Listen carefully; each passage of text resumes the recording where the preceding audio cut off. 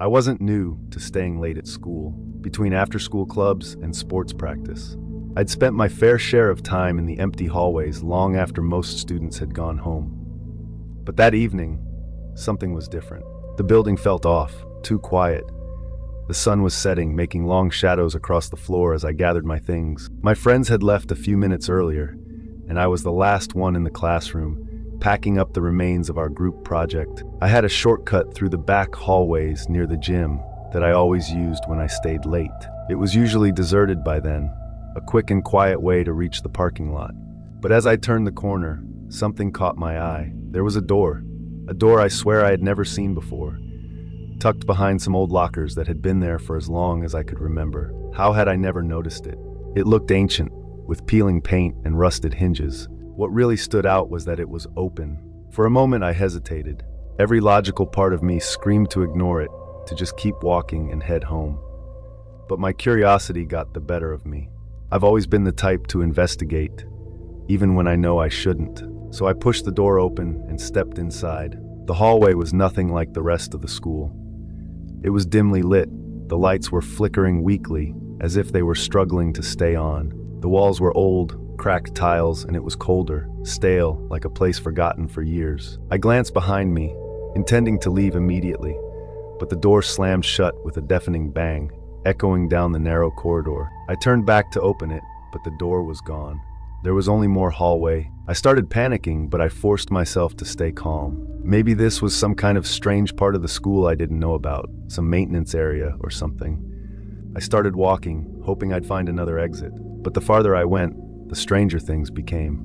The hallway seemed to stretch on endlessly, with no windows, no doors leading to classrooms, just narrow corridors and locked doors that I couldn't open. Some of them didn't even have handles. It smelled of dust and dampness, and the fluorescent lights overhead buzzed. I kept walking, trying to convince myself that I hadn't somehow wandered into some nightmarish trap. But the hallway felt like it was closing in on me. The walls seemed to shift, getting smaller and smaller the farther I walked. At first it was subtle, just a nagging feeling that the space was getting smaller. But soon, I found myself turning sideways just to squeeze through the narrow gaps. I tried to backtrack, but the hallway behind me seemed different too. Every time I thought I recognized a turn, it led to another passageway I didn't remember.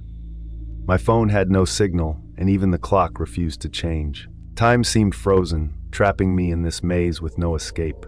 I wasn't alone. I could feel it.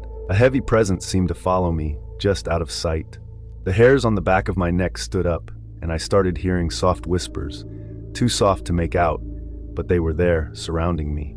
I tried calling out for help, but my voice just echoed off the walls, swallowed by the oppressive silence. After what felt like hours, I found myself in front of a small room at the end of the hallway. The door was unlocked, the first one I'd encountered that wasn't sealed shut.